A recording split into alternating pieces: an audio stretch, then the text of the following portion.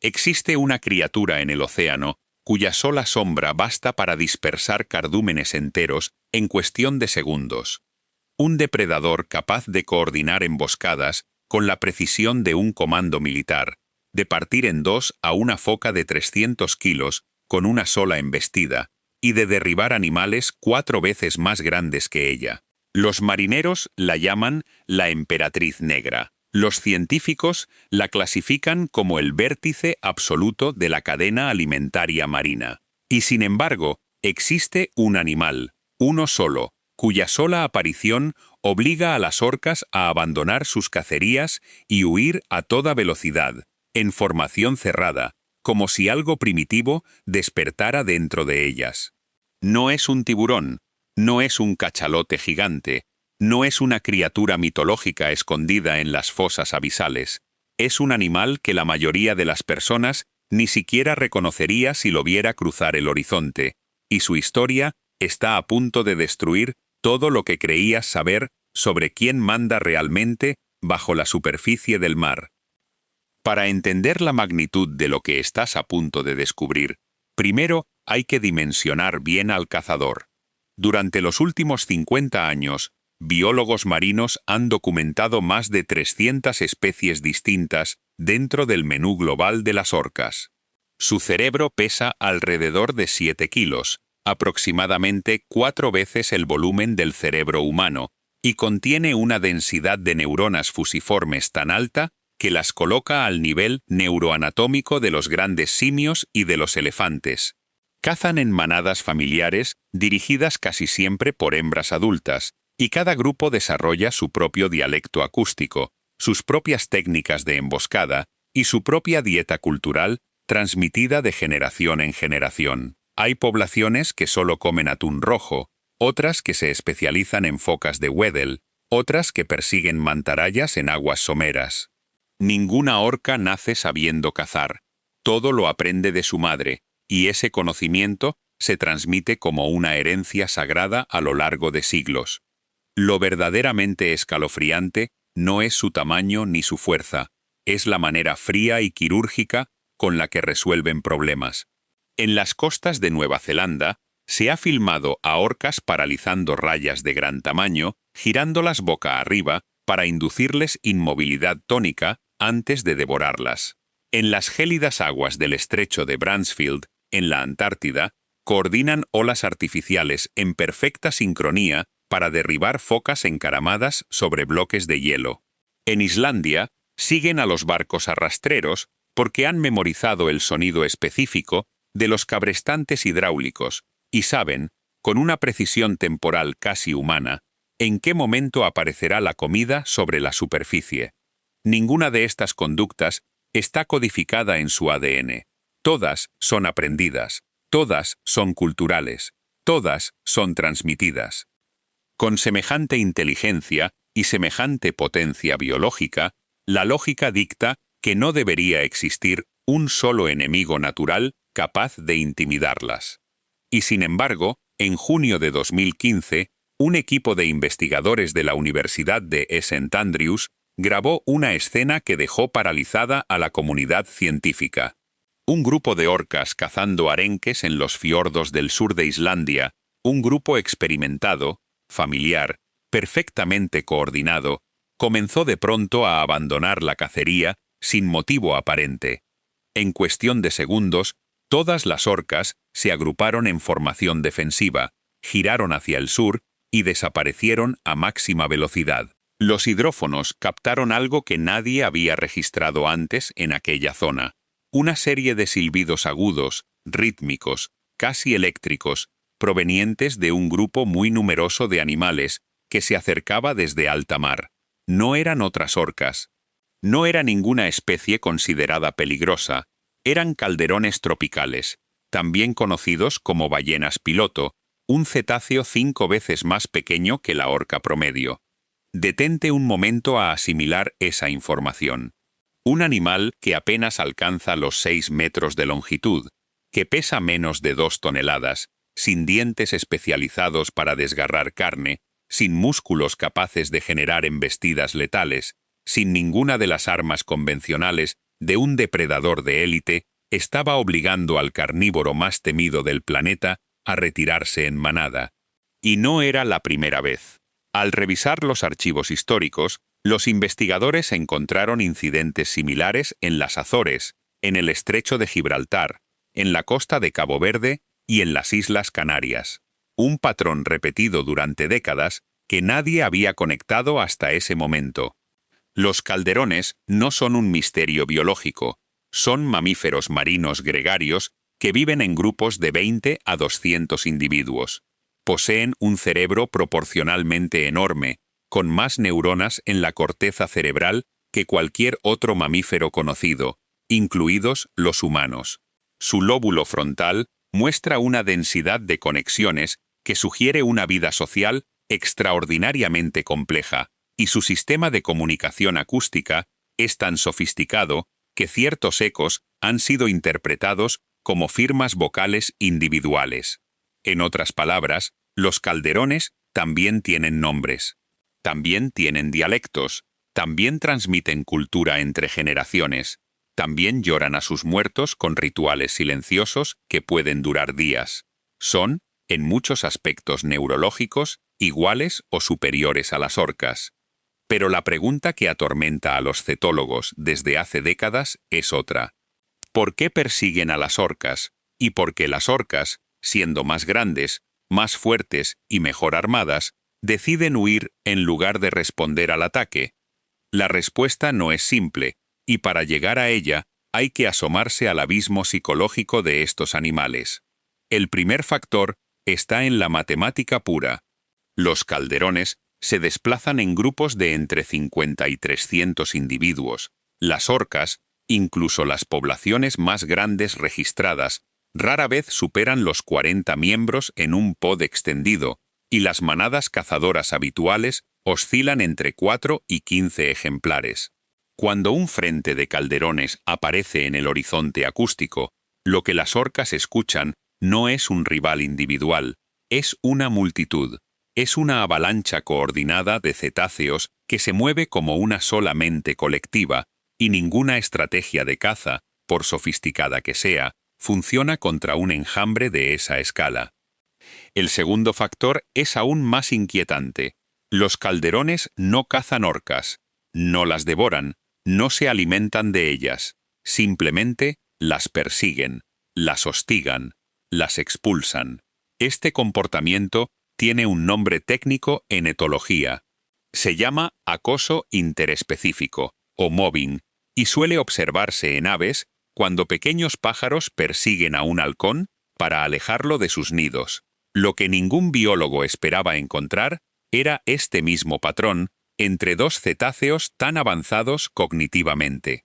Los calderones expulsan a las orcas de zonas ricas en calamares, su alimento favorito, y también las alejan de rutas migratorias donde crían a sus propias crías. Es un mecanismo evolutivo de defensa preventiva. No esperan a ser atacados, atacan primero. Y aquí es donde la historia se vuelve verdaderamente extraordinaria. En 2019, un equipo de la Universidad de Aarhus colocó etiquetas biológicas en varios calderones del Atlántico Norte para registrar sus interacciones con otras especies. Los datos revelaron algo asombroso. Los calderones no atacan a cualquier orca, distinguen entre poblaciones, toleran e incluso ignoran a las orcas residentes que se alimentan exclusivamente de peces, pero persiguen agresivamente a las orcas transitorias que cazan mamíferos marinos, aquellas que en teoría podrían representar una amenaza para las crías de calderón. Es decir, los calderones saben quién es peligroso y quién no. Poseen una capacidad de reconocimiento cultural interespecífico que rompe todos los modelos previos de comportamiento animal. Piénsalo bien. Un animal es capaz de identificar no solo a otra especie, sino a subpoblaciones dentro de esa otra especie, distinguir cuál es carnívora hacia mamíferos y cuál no, y ajustar su comportamiento defensivo en consecuencia. Esto no es instinto. Esto es inteligencia estratégica de largo plazo, acumulada a lo largo de generaciones y transmitida a través de la cultura. Es, en el sentido más profundo de la palabra, sabiduría. Pero los calderones no son la única especie que hace huir a las orcas. Existe un segundo capítulo, uno menos conocido, y quizás aún más sorprendente. En las profundidades templadas del Pacífico Norte, los cachalotes han desarrollado una respuesta colectiva llamada margarita defensiva. Cuando detectan la presencia de orcas, los adultos se agrupan formando un círculo perfecto con las cabezas hacia el centro y las poderosas colas hacia afuera, protegiendo a las crías en el interior de esa fortaleza viviente. Un golpe de cola de cachalote adulto puede fracturar el cráneo de una orca, y aunque las orcas transitorias han intentado en ocasiones romper esta formación, la mayoría de los ataques documentados terminan con las orcas retirándose sin haber capturado a un solo cachalote. En 2011, frente a las costas de Sri Lanka, biólogos filmaron un encuentro que duró más de 4 horas. Al final, las orcas se marcharon exhaustas. Los cachalotes permanecieron intactos. Sin embargo, ninguno de estos rivales activa la respuesta de huida instantánea que provocan los calderones. Los cachalotes se defienden, los calderones ofenden, y esa diferencia, mínima en apariencia, lo cambia absolutamente todo desde el punto de vista psicológico. Un depredador puede tolerar el riesgo de una defensa. Lo que no puede tolerar es la persecución activa. Un animal que te persigue te obliga a gastar energía en huida, te expulsa de tu territorio de caza, te separa de tu manada y expone a tus crías al peligro. Para una orca, cuya supervivencia depende de la eficiencia calórica y de la cohesión familiar, ser perseguida por calderones no es solo un peligro físico. Es un desastre logístico completo. Existe además una dimensión sensorial que rara vez se menciona en los documentales. Cuando cientos de calderones se acercan, el volumen acumulado de sus silbidos y clics saturan el espectro acústico del océano en un radio de kilómetros. Para una orca, que depende del sonar biológico para navegar, cazar y comunicarse con su familia, esa saturación equivale a una tormenta de estática dentro de su propio cerebro. Es como intentar mantener una conversación telefónica delicada mientras alguien enciende 100 radios sintonizadas en distintas emisoras a máximo volumen. La orca, literalmente, pierde su percepción del entorno inmediato, y un depredador temporalmente ciego, aunque tenga dientes, no es un depredador, es una víctima potencial. Este descubrimiento ha reescrito capítulos enteros de los libros de biología marina. Durante décadas, los científicos asumieron que las orcas ocupaban la cúspide absoluta e indiscutida del océano. Ahora, sabemos que su reinado es negociado. Cada pod aprende, desde generaciones ancestrales, cuáles son las zonas seguras, cuáles son las temporadas de riesgo, cuándo un frente de calderones cruzará determinada corriente, y cómo evitar el contacto directo. Existe, en pleno océano, un mapa invisible de acuerdos tácitos entre especies inteligentes, un pacto ecológico que se sostiene no por fuerza bruta, sino por respeto mutuo hacia el poder colectivo del otro. Los pescadores de las Azores lo saben desde hace siglos. Cuando ven bancos densos de calderones en el horizonte, ajustan sus rutas porque saben que las orcas se habrán alejado. Los pueblos indígenas del Pacífico Norte han transmitido esta misma sabiduría en historias orales, algunas de más de 2000 años de antigüedad. En sus relatos, existen guardianes menores del mar que expulsan a los grandes cazadores para restaurar el equilibrio. Durante siglos, la ciencia occidental descartó esas narrativas como mitología primitiva. Hoy, los mismos investigadores que antes las ignoraban las citan como observación empírica temprana. Los ancianos tenían razón. Este fenómeno también ha ayudado a explicar un misterio persistente en las bitácoras de la industria pesquera moderna. Durante años, los operadores de pesca comercial en el Atlántico Norte notaron que ciertas zonas ricas en calamares gigantes y bacalao mostraban ausencia total de orcas durante largos periodos, incluso cuando las condiciones de caza eran ideales. La explicación oficial hablaba de fluctuaciones migratorias impredecibles. La explicación real, ahora confirmada, es más simple. Esas zonas están patrulladas por grandes concentraciones estacionales de calderones, y las orcas simplemente saben que no vale la pena entrar allí. Todo esto plantea una pregunta filosófica que va mucho más allá de la biología. ¿Qué significa realmente ser el rey del océano? ¿Es aquel que puede matar cualquier cosa o aquel que sabe cuándo retirarse? Las orcas nos enseñan, con su comportamiento, que la verdadera inteligencia no consiste en ejercer el poder, sino en administrarlo con precisión. Un depredador que huye de un enjambre de calderones no es un cobarde, es un estratega. Comprende que cada calamar capturado no vale una fractura, que cada foca cazada no vale un ojo perdido, que la supervivencia a largo plazo depende de decisiones que la fuerza bruta jamás podría tomar por sí sola. Existe una última capa, quizás la más conmovedora, que emerge cuando se estudian estas interacciones a lo largo de décadas. Los cetólogos que han seguido a los mismos pods de orcas durante 20, 30 o 40 años han observado que la memoria del miedo se transmite. Las crías nacidas mucho después del último encuentro con calderones reaccionan con la misma señal de alarma cuando escuchan grabaciones acústicas de aquellos frentes. Nunca han visto un calderón en su vida. Nunca han sido perseguidas, y sin embargo, sus madres les han transmitido, a través de vocalizaciones y comportamientos observables, quién es el enemigo. La cultura del miedo, como la cultura de la caza, se hereda. Esto tiene implicaciones profundas para la conservación. Cuando los seres humanos alteramos los ecosistemas oceánicos con contaminación acústica, tráfico marítimo, sobrepesca o cambio climático, no solo afectamos a especies individuales. Rompemos siglos de conocimiento cultural interespecífico. Un pod de orcas que pierde a sus matriarcas ancianas pierde también el mapa invisible de las zonas seguras. Puede aventurarse en territorio de calderones sin saberlo. Puede sufrir bajas evitables.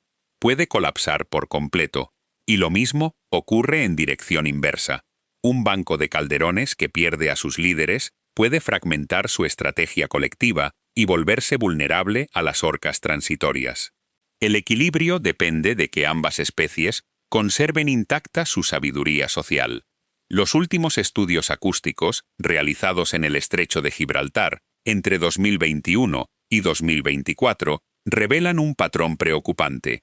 La contaminación sonora provocada por buques de carga masivos está reduciendo el rango efectivo con el que las orcas detectan a los calderones. Antes podían anticipar su llegada con horas de margen. Hoy, en algunas rutas, ese margen se ha reducido a minutos. Los encuentros directos han aumentado un 40%. Y aunque las orcas siguen huyendo sin bajas graves, la disrupción de sus rutinas de caza está teniendo efectos medibles en su condición corporal y en las tasas de supervivencia de sus crías. Un depredador estresado es un depredador que come menos, se reproduce peor y muere antes. Al final, cuando cierres esta ventana y salgas al mundo, quizás cambie tu manera de mirar el océano. Debajo de la superficie no existe un rey solitario reinando desde un trono de coral. Existe una red de mentes vastas, negociando poder, memoria y territorio en un idioma que apenas empezamos a descifrar. Las orcas dominan, sí, pero saben cuándo obedecer. Los calderones parecen pacíficos, pero saben cuándo perseguir. Y en ese equilibrio invisible, mantenido durante milenios, sin necesidad de tratados ni leyes escritas, se esconde una lección que la humanidad todavía no ha aprendido. El verdadero poder no siempre grita. A veces, simplemente, sabe cuándo callar y cuándo retirarse. La próxima vez que veas una ola romper contra la costa, recuerda que debajo, en la oscuridad azul del océano, existe una jerarquía que no se decide con dientes. Se decide con inteligencia, con memoria y con una forma de sabiduría colectiva que hemos tardado siglos en empezar a comprender. La emperatriz negra del mar tiene un maestro, y ese maestro no es más grande, ni más fuerte, ni más armado. Es, simplemente, más numeroso, más coordinado y quizás más antiguo en el arte silencioso de proteger a los suyos.